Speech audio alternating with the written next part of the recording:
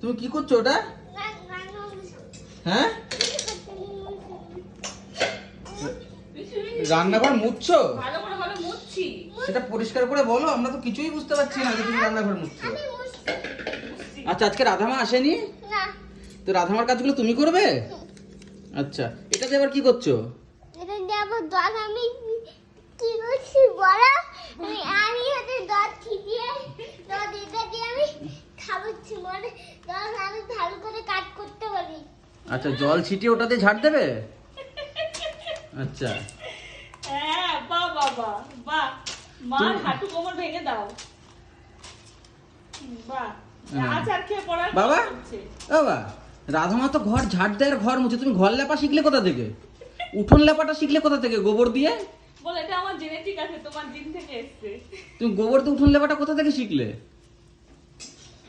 আমি হচ্ছে মা বাবার কাছ থেকে শিখেছি। কারেক্ট। একদম কারেক্ট।